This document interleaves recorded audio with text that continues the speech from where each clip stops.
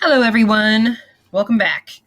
So today's video is going to be about how to use logic for argumentation to do, an effective argument.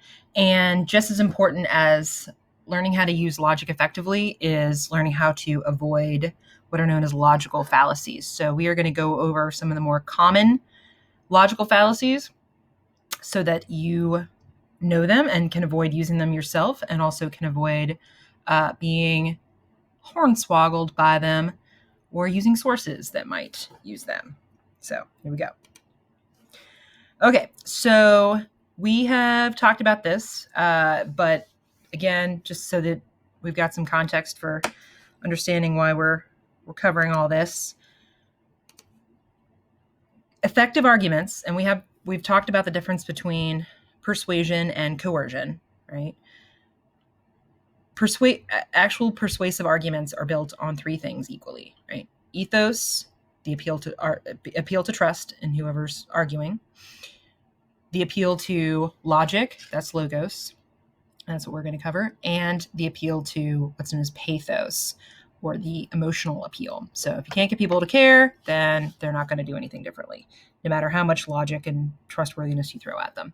So it is the ancient Greeks understood that you have to have all of these things in order to make a truly persuasive case. But we are going to focus more on the logic aspect of things.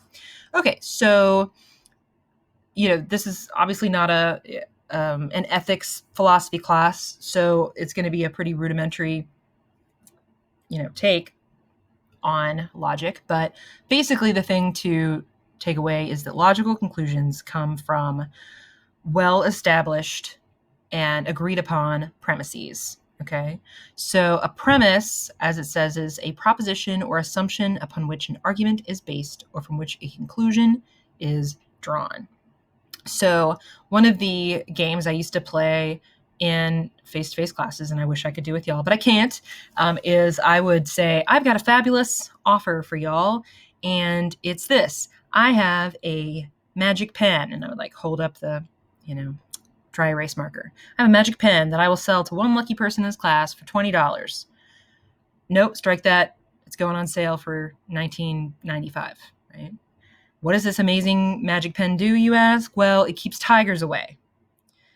And then, of course, everybody would smirk at me, and I'd be like, well, I don't see any tigers in here, do you? So the pen must be working, right? So everybody would, of course, laugh. Well, prove me wrong. Prove that it is. There's nothing magic about this pen. And of course, some smart aleck would always say, okay, well, let's go to the zoo and throw Professor Wilfong in with the tigers in the cage. I'm like, and everyone laughs, and I'm like, yes, that'd be so funny. And yes, that would definitely prove me right or wrong. But as rational human beings, we don't have to do that, right?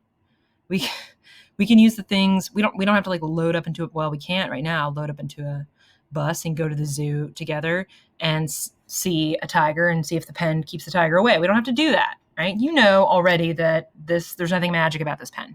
And it's based on, even though you've never been faced with a situation like this before in your life, probably, where someone has offered you a magic instrument, doesn't really matter what it is, to ward off tigers, you know that's not a thing, and that it has nothing to do with the fact that the pen is here in the room with us. That's not why there are no tigers here.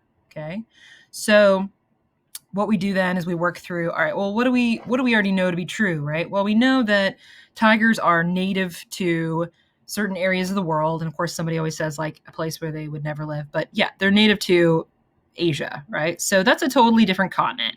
So that means they're not natively found in North America. Though now that I've seen Tiger King, now I'm like, okay, maybe there could be tigers roaming around. I don't know. If you haven't seen Tiger King, oh my gosh, watch Tiger King. It's insane. So if we know that they're not natively roaming around North America threatening people, okay, then that means that we can also deduce from that they're not going to be found in the great state of South Carolina. And if they're not going to be found in the great state of South Carolina, they're not going to be found in Greenville. And if they're not going to be found in Greenville, they're not going to be found at Greenville Technical College. And if they're not found at Greenville Technical College, then they wouldn't be found in our classroom.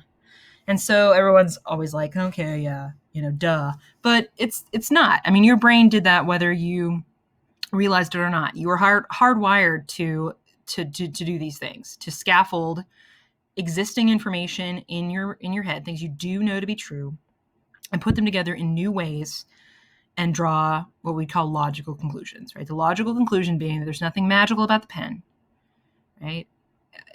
There's nothing really magical about anything in this world, but it has nothing to do with that. Tigers wouldn't be here anyway, pen or no pen, right?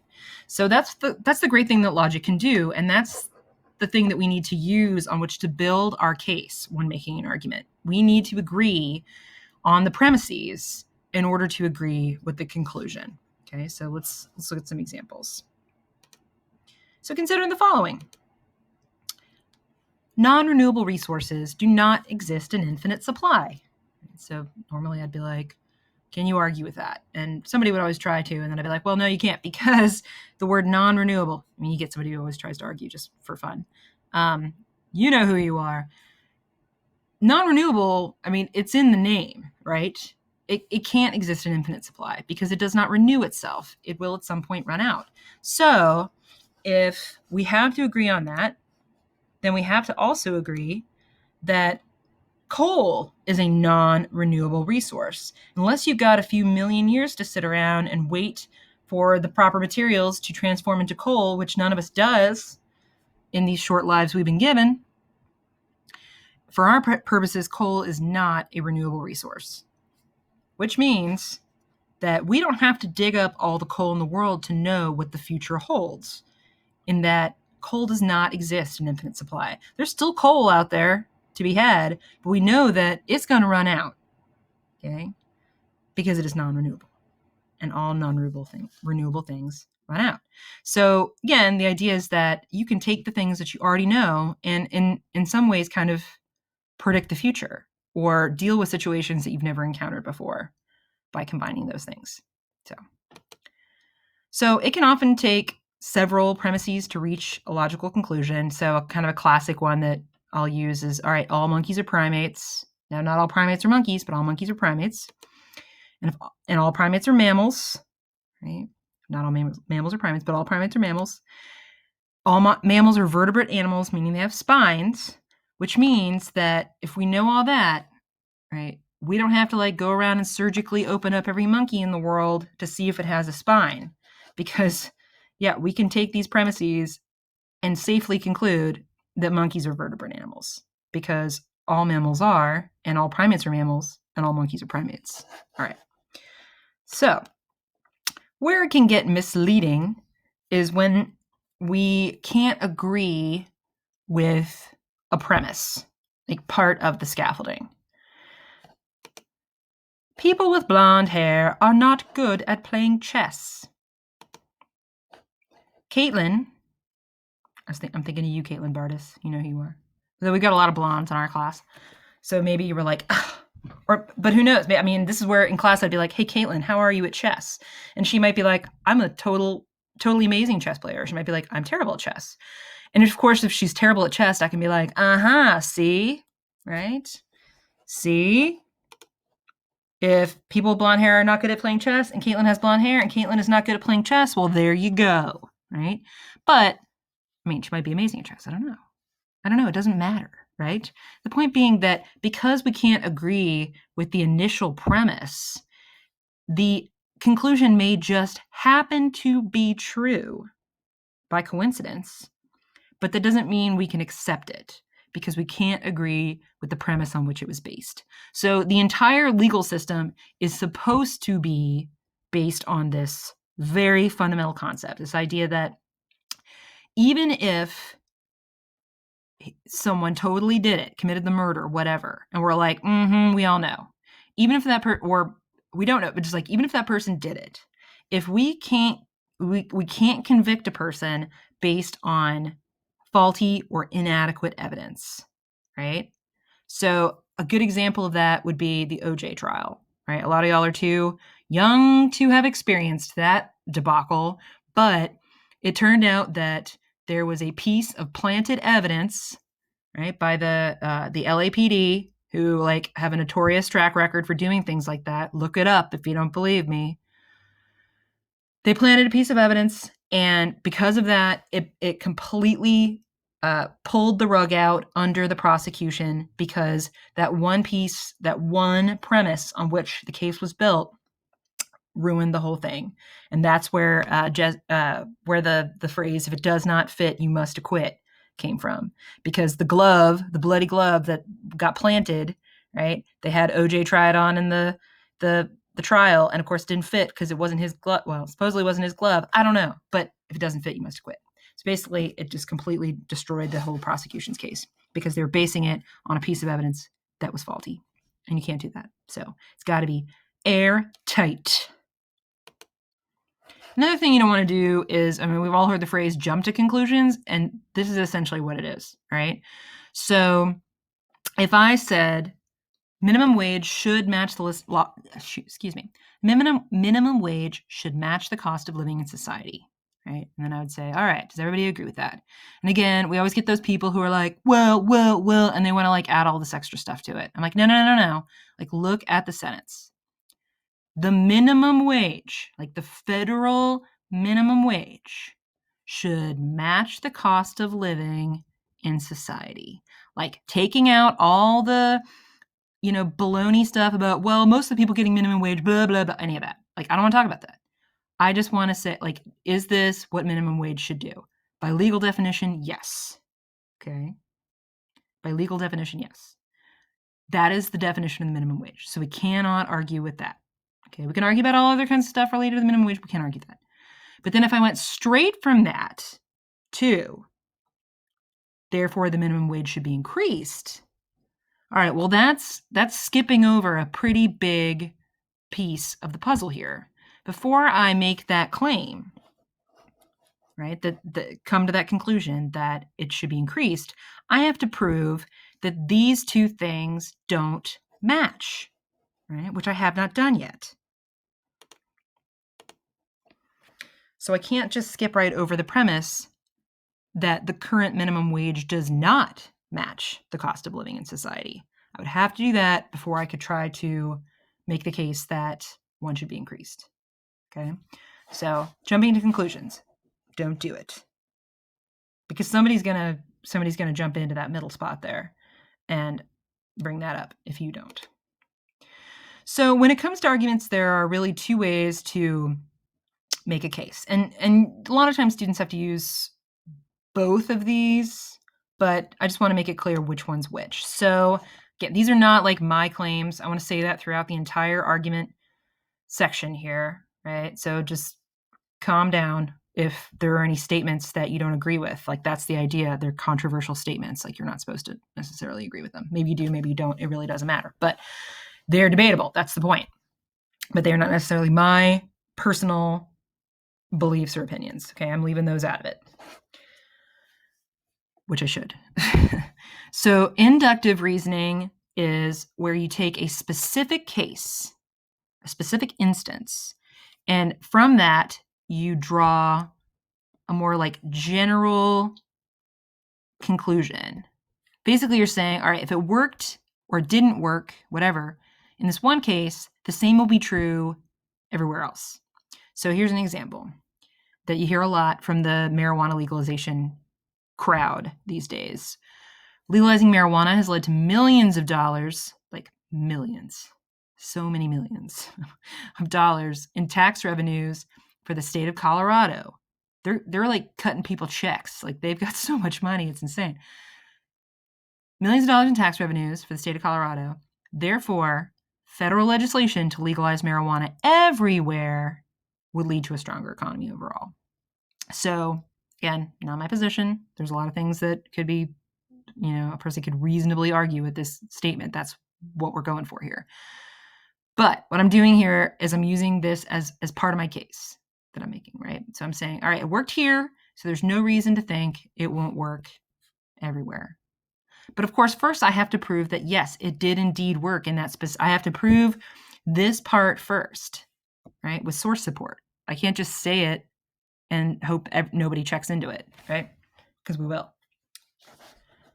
All right, so that's inductive. You're going from specific to general. Deductive goes the other way around. So this one has to do with decriminalizing prostitution, right? Sex work. Every country in the world that has legalized prostitution has seen a significant decrease in STI rates among their general populations.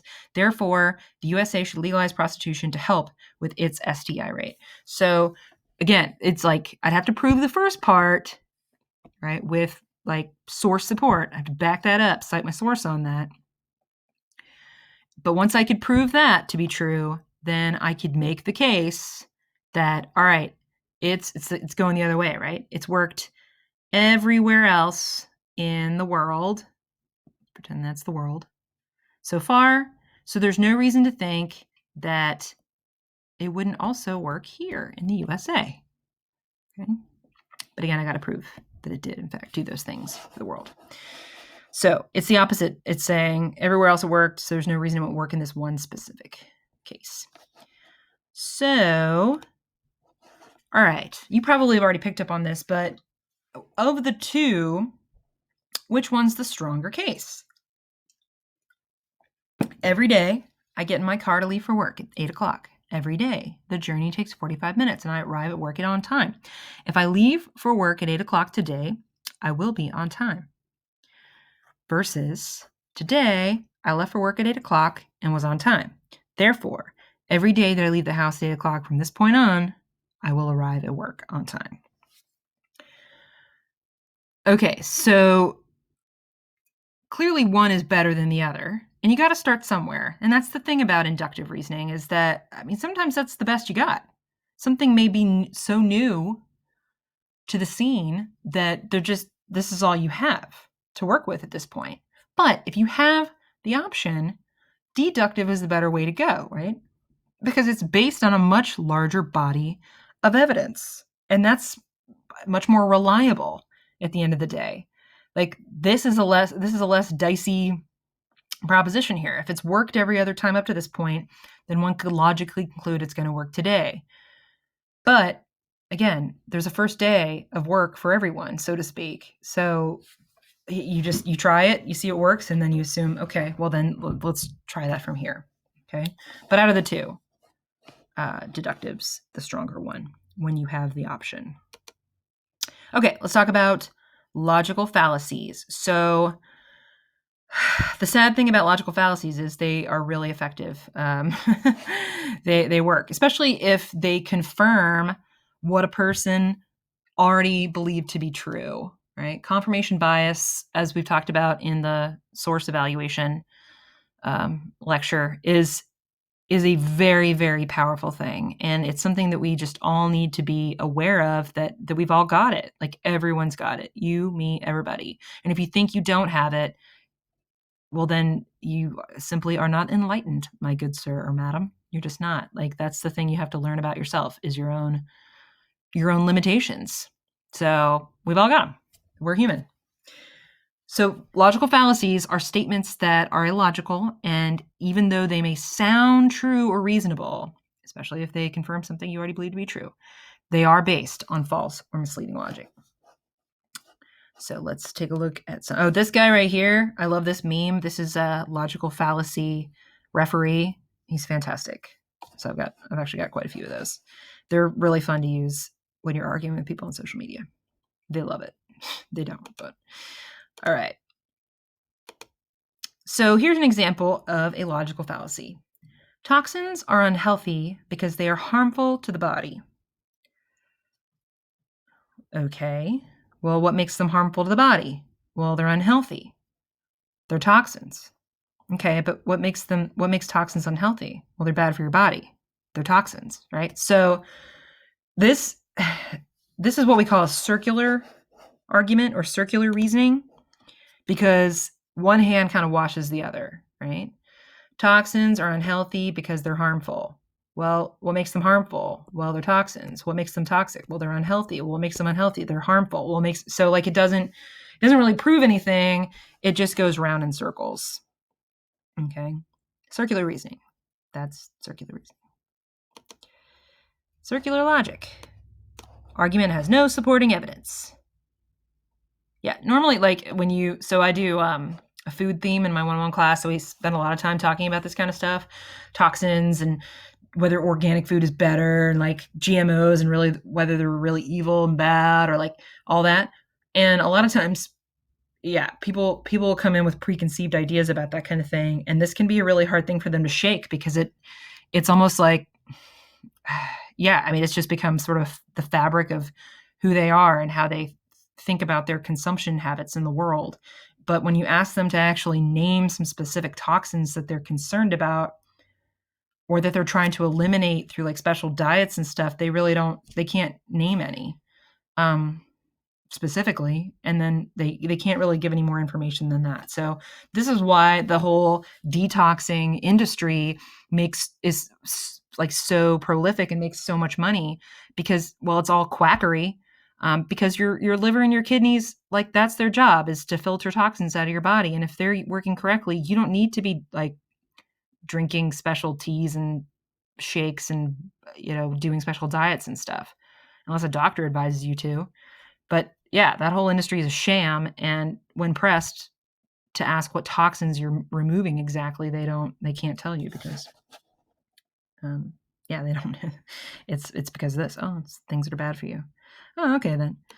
Nobody wants that, right? It's all about maintaining cleanliness. Cleanliness is next to godliness, right? Eating clean and all that, whatever that means. Okay, so here's another one. Why won't Congress force companies to label genetically modified ingredients in their products?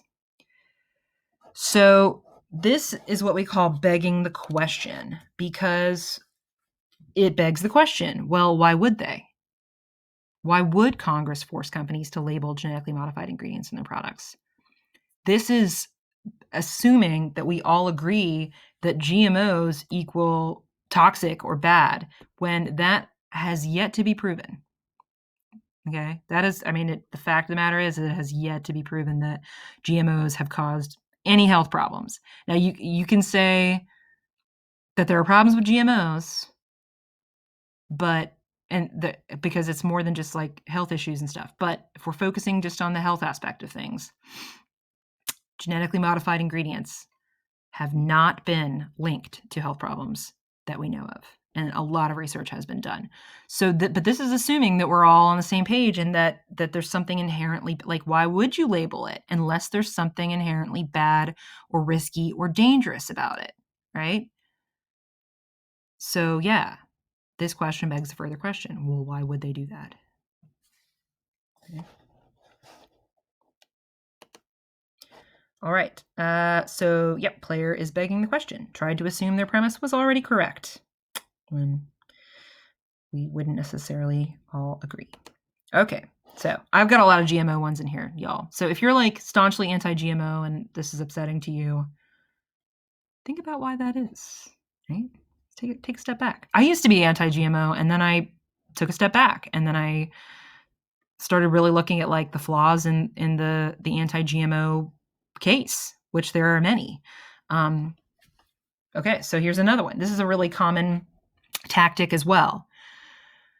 We don't have any proof that GMOs don't cause cancer, so consuming them is potentially dangerous, even deadly. Okay, so there's a lot to wrap your head around there. It's basically saying, okay, we don't have any proof that they don't hurt us, so they might. But you can't do that. Okay, that's what we call an appeal to ignorance. Not because, people see the word ignorant and they think it's an insult, but in this case we're talking about it's an appeal to what we don't know. And you can't found an argument on that. You have to go with what we do know. You have to go with the proof we do have. And if you're going to make the case that something causes cancer or autism or whatever, like the burden of proof is on you, okay, to draw that causal link. It's not enough to say, well, we don't have any proof that they don't. Like you could do that with just about anything. You could say, all right, we don't have any proof that, I don't know, that like Mackenzie's not actually a spy working for the government, and she's been like, reporting to the government on everything we've been saying in class. She's never said that she's not a spy for the government, so she might be. Like she writes down everything I say in class, so, like that's crazy, right? You'd be like, oh, that's ridiculous. But it's not any crazier than this argument. Like, just because we don't have any proof that it doesn't mean that's not proof that it does, right? Just because she's never said I'm not a spy for the government doesn't mean she is. So, appeal to ignorance, appeal to what we do not know and cannot prove versus what we do know and can prove. Failed argument to ignorance. Just because it hasn't been proven false doesn't mean it's true. Many companies and stores are removing gluten from their products, so gluten must be bad for people. Okay, before the gluten intolerant folks jump all over me, I am aware that for some people, gluten is like really bad for them. Okay, I've got a friend with celiacs. I know it's not a joke, all right, and that's like hip to make fun of people who pretend to have gluten issues who don't. Okay, so I'm not saying that at all. And if you've got issues with gluten, this is not trying to make fun of you or anything. But the problem here is with the way the case is being made. Okay, just because a lot of people are doing something doesn't mean that it's the right thing to do or smart or that it's indicative of anything, right? So like Cheerios recently went gluten-free. I saw it on the back of the Cheerios box and I was like, huh, okay. So basically, I mean, you could argue now for people who are gluten intolerant, they're probably like, hooray, this is like the best time for them ever because there's all kinds of products out there they can consume. But generally speaking, most people do fine with gluten. Okay. Most people do. What's happening is that, a lot of companies and stores are jumping on the bandwagon and going the whole gluten-free route or non-GMO or organic or whatever, right? Doesn't necessarily mean that it's better for you for most people. It's just like the thing du jour, right? So just because a lot of people are doing something, it could just be marketing, right? Marketing is very powerful. We have a bandwagon argument. Agreeing with a bunch of people who are wrong makes you just as wrong. And so here's another one from the GMO crowd, right? Look at all these countries who have banned GMOs. Like, why haven't we done it yet? Well, it doesn't necessarily prove that, you could say, oh, that's deductive reasoning, but only if we can prove that doing all these things was necessary, right? Or that it had any kind of positive impact whatsoever for these countries. If we can show that, then okay. But we can't. So, that I know of. I'd have to see more evidence for that. But just because everyone's doing it doesn't mean it's smart. People do all kinds of things just because everyone else is doing it, and it's not always a good idea. It's frequently not a good idea. Okay, so here's another one. Either we stop using GMOs or we risk irreversible damage to the planet. Okay, so this is what we call an either-or argument. You got to be really, really wary of anyone who reduces a complicated, messy situation to only two possibilities. And usually the way it's done is you'll get one option that's like hard, and then you'll get a second option that is like terrible, that like no one wants and is catastrophic in some way. Okay. So another, common one that I used to use was, okay, either we declare a war on, and then I like put in a country, whatever country it is this week that we're arguing about whether we want to go to war with. Either we go to war with, I don't know, let's say Iran. Either we go to war with Iran or the terrorists will win. Okay, well, that's reducing the situation to just two. It's far more complicated than that, always is, but it's reducing the situation to two options, one of which you would never pick. So it's really just the illusion of a choice, if anything. Like, I used to do the same thing when I was a nanny, when I was not involving Iran and terrorists, but when it came time to pick a breakfast cereal, when I'd take the kids grocery shopping, if I just said, go pick a cereal, there would be like blood and teeth in the grocery store aisle, right? Instead, I would say, okay, you can either have, I don't know, Frosted Flakes, or you can have plain Cheerios. And then, of course, they would grab the Frosted Flakes and be like, that's the one we want, and then act like they made this choice when they didn't. I made the choice, right? Because I knew they'd never pick the second one, but I gave them the illusion of a choice, and they were happy, right? So nice little trick there you can use. Hey, gets the job done.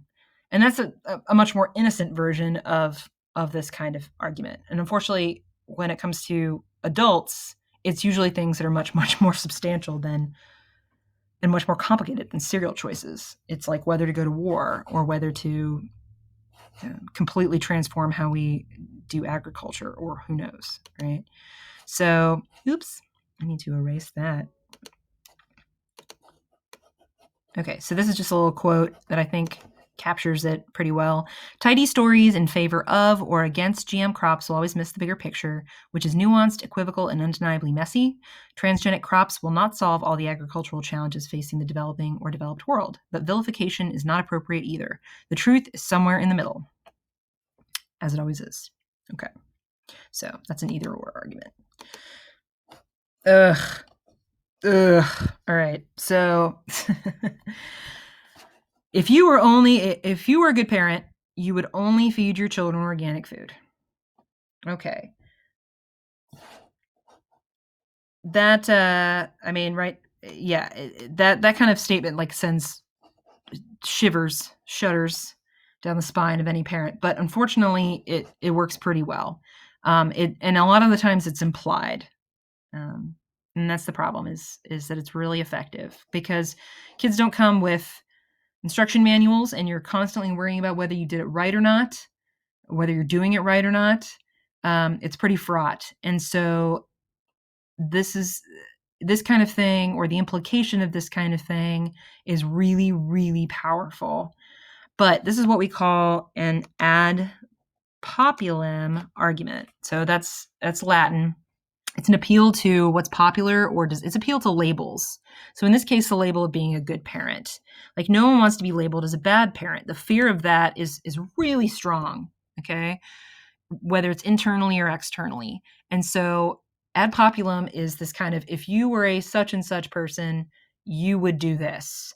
So, or like, if you were if you were a true American, you would vote blank. It goes the other way too with bad stuff. Like, only a communist would want socialized medicine. Well, nobody in this country anyway wants to be labeled a communist. So it makes people be like, okay, well, all right. And then it just kind of made the decision for you. Or if you were a good Christian, you would vote no on blank. Well, but if you don't want to vote no on blank, well, what does that make you? Right? So anytime somebody is using this kind of appeal, the ad populum appeal, it's kind of it's definitely a fear-based tactic. Well, I don't want people to think this about me, or I don't want to feel this way about myself. So, all right, I guess I've got to do it. All right. It's also called the no true Scotsman argument. It's just based on rhetoric and popularity and emotional appeals and stuff. It's not good. Don't do it. Okay. So, not a GMO one. A popular argument made by the NRA and other gun rights advocates is that guns are like hammers. They're both tools with metal parts that could be used to kill someone, and yet it would be ridiculous to restrict the purchase of hammers. So restrictions on purchasing guns, equally ridiculous. You can make a lot of... I'm probably one of the few people in this country who's like right on the middle when it comes to gun rights, But this is dumb. This is dumb. And anytime I have anybody in class who like wants to get into it, and they're like, well, I had one guy once, he was like, well, you just say that because you don't know how to use a gun. I'm like, well, first of all, you don't know my life, sir. You don't know what I know and don't know. Second, right, I was like, would you ever bring a hammer to a gunfight? Would you ever bring a hammer? If you have the choice, like, all right, you're going into a gunfight, choose your weapon. No one's going to pick a hammer because guns are nothing like hammers. Guns are guns, right? You can do all kinds of things with hammers. You could kill someone with it, but that's not what they're designed to do. Like, no matter what you feel or think about guns, they're designed for one thing only. You can't build a house with a gun. It's only designed for one thing, and that is to be lethal. If it wasn't lethal, people would not take them to war. People would not buy them for protection or whatever else they're keeping them for. If they weren't lethal, people would stop buying them, right? So, yeah, this is what we call a false analogy or a weak analogy. This is just, it's not a fair comparison. It's just not. Guns are not like hammers, and hammers are not like guns. They're two very different things. So, not a fair comparison. Here's one from PETA. If you're doing any kind of, animal rights argument, which is fine, you can totally do that. You just got to be really careful because there's a lot of really unethical animal rights lobbying groups out there who make really poor arguments that unfortunately are like this kind of thing here. Kids, if you wouldn't eat your dog, why eat a turkey? So they're basically making the comparison between they're saying it to kids, which is like terrible, right? So you can be a vegetarian, you can be vegan.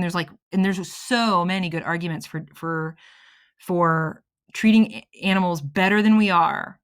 All right, because frankly, you could make very strong cases against confined animal feeding operations, and commercial, industrialized animal farming is pretty atrocious and gross. But this isn't the way to make the case. It's not a right one. And that's unfortunately something that plagues animal rights conversations and makes it so hard for people to have reasonable, rational conversations about it, and nothing ever gets improved or done. So that's why we're here to do better. All right, this was an argument that was made by representative from Pennsylvania, Rick Santorum. He actually ran for president unsuccessfully, clearly. Very, very outspoken anti-gay rights loudmouth, basically. And this was an argument that he made. He said, if we allow gay marriage, then there will be nothing to stop polygamy. And once we allow this, where will it stop? Will we have to legalize incest or even bestiality? If you don't know what bestiality is, don't look it up, please. Oh my gosh, please don't. It's people who have sex with animals. So there, I did it for you. I just don't want you to go there. Okay, now you know. Sorry. And it's terrible, right? It's disgusting and horrible, and the vast majority of people are super disgusted by that. But here's the problem with this argument is that by the time we get to this horrible thing at the end here, we kind of forgot what it was we were talking about in the first place. All we know is that now we feel totally horrified and disgusted. Okay? And that, unfortunately, is the thing that is so powerful about this kind of argument, is that we take something that people might be kind of like about for one reason or another, like gay marriage, and then we go straight from that to A to Z. Whoop, and like we don't even know how we. Okay, if we do this, then there's nothing to stop this, and if we do this, there's nothing to stop this. And before you know it, it's like complete and total breakdown of everything, right? And then by the time we get to the bottom, we're like, how did I get here? So this is what we call a slippery slope argument. And they don't work. Well, they do work, unfortunately, but they are wrong. Like they're not ethical to use. Okay. Because just because you legalize one thing doesn't mean you have to go through and like systematically prove causal relationships between all these things. That if we do one, then that'll open the door for the other. And if we do that, then it'll open the door for that or that. Like you can't just go straight from A to Z like that. Right. A lot of times people use this for anti-marijuana legalization arguments too. Okay, well, if we legalize marijuana, then we have to legalize, coke and meth and PCP and I don't know, whatever. And then before you know it, we'll have a whole nation of crackheads and crack babies, and it'll be complete chaos. And it's like, whoa, back up, right? How do we get to a nation full of crack babies? How do we get here? Doesn't work that way. So slippery slope in play. Can't link a second event without a direct cause from the first. Got to go through each one. All right. If I started taking these new diet pills and lost 5 pounds. Therefore, if I keep taking the pills, I'll lose even more weight.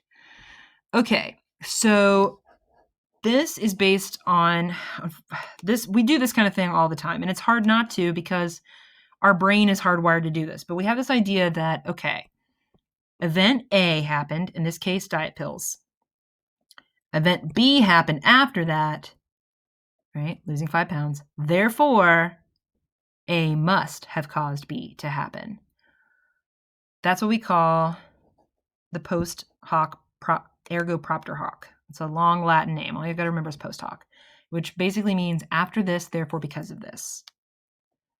This idea that the order of events somehow confirms that there's a causal relationship when there could be all kinds of other factors in play, and we have to eliminate those, right? So maybe I started working out.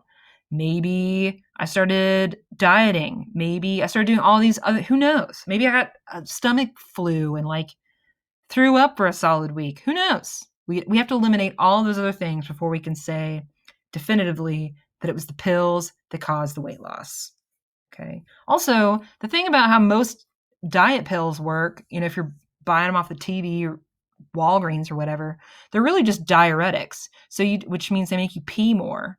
So yeah, you'll lose. And that's why it says in really tiny print at the bottom, like really tiny, that the average amount of weight loss is about 3.5 pounds, because that's about how much water weight you would lose. Right? So yeah, that just means you peed out a good bit of water weight, and then yeah, you lost a little bit of weight, but you're not going to lose any more than that because you can only pee out so much, right? So, and they also are combine it with diet and exercise and all this kind of stuff. So it could have been pills, it could have been completely unrelated. It could have been all those other things you did. It's kind of impossible to say, right? We have to eliminate all the other stuff. That's why it's really hard to show causal relationships between things. All right, post hoc ergo propter hoc, unjustified link between cause and effect. All right, we're getting close to the end, y'all. All right, Chandra went vegan and lost 25 pounds, so every overweight person should switch to a vegan diet. So this is also kind of a post hoc argument because we can't prove 100% that it was the vegan diet that did it. She might have started working out, taking diet pills. No, who knows? But let's assume, just for argument's sake, that okay, it really was the vegan. Yeah, a lot of people who go vegan, if they do it correctly, they do lose a good bit of weight.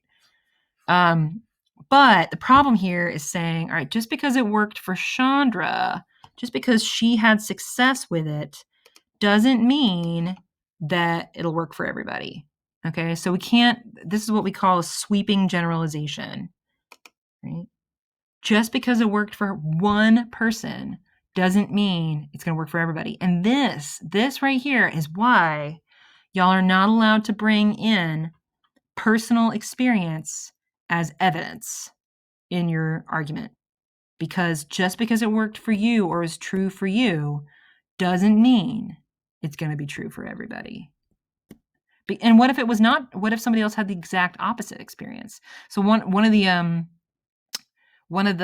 examples that we do, and we may do this in a Collaborate session, is I'll put up different controversial statements and I'll have y'all argue over them or whatever. One of the ones I put up is about ADD or ADHD and medication, and that is one of the most fraught conversations that we have, and it's primarily made up of different people in the classroom wanting to talk about their personal experience, either positive or negative.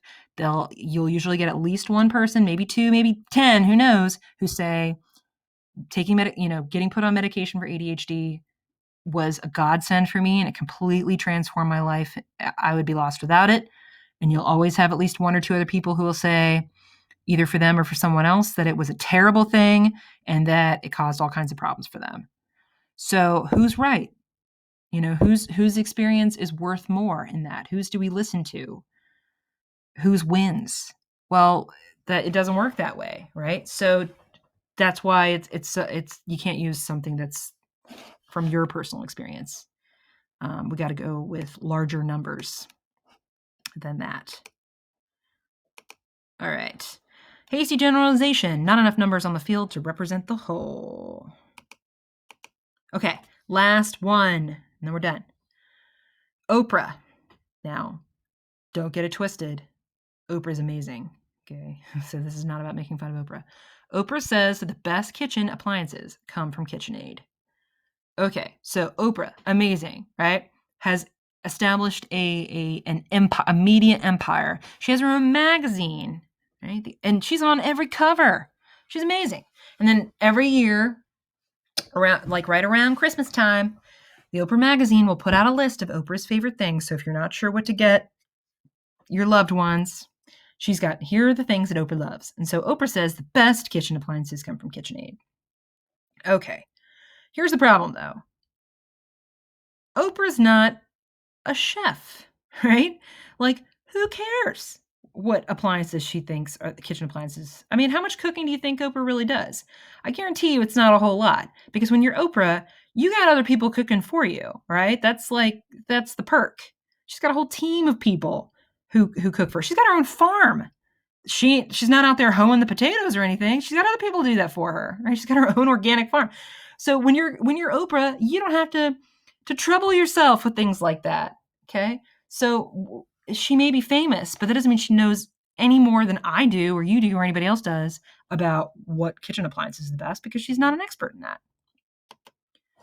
Jessica Alba. Beautiful, right? I mean, she's like pretty universally easy on the eyes, all right? And she's got a company, a line of household products, and I'm sure you've heard of it before. It's everywhere. It's called Honest Company, and there's baby diapers, baby formula. There's a makeup line. I got to admit, I do like the makeup line. I won't lie. All kind, laundry detergents, like all kinds of household products. And the baby formula, organic baby formula, comes with an honestly free guarantee that does not use health compromising chemicals or compounds. Okay, Jessica Alba. Very attractive, very famous. But you know what? She's not a chemist. She's not even a pediatrician. Like, who cares what her guarantee is, right? How could you possibly, just because she says it doesn't contain health compromising chemicals or compounds, it's not like she was in the lab cooking any of this stuff up, right? She wasn't slaving over a hot Bunsen burner making sure that the baby formula doesn't have health compromising chemicals or compounds. So what she says doesn't matter. Just because she's famous doesn't make her a scientist, okay? In fact, actually, the company got sued because the baby formula did contain health compromising chemicals. It had aluminum in there, which they were like, that's not even a thing we put in non-organic baby formula. How did this get in here? Oops, Jessica, you let us down. So in both cases, we have what's called an appeal to doubtful authority, okay? Just because someone's famous doesn't mean they know any more about an issue than anybody else, or they don't have like any more credibility as a source than anyone else. Unfortunately, this is a really, really powerful fallacy, though, and this is why celebrities are used in commercials for things all the time, right? Like, we trust them more than we do regular people. Heck, we trust them more than we do actual experts and scientists, which is scary. But marketers know that's true, and they'll continue to do that. So just, buyer beware, I guess. All right, so that's the last fallacy. For the quiz, I've given you a list of sentences, and all you got to do is tell me what fallacy or fallacies are being committed. I've given you a word bank, so make sure that you only use ones that are in the word bank, okay? Because some of them might not be in there. We'll just have to wait and see. But yeah, just use ones that are in the word bank, and some have more than one fallacy, but none have more than two. So just so you know that. Aren't you glad you waited to the end so I could tell you that? All right, everybody. Thanks for hanging in there for this very long video, and watch out for logical fallacies. Bye-bye.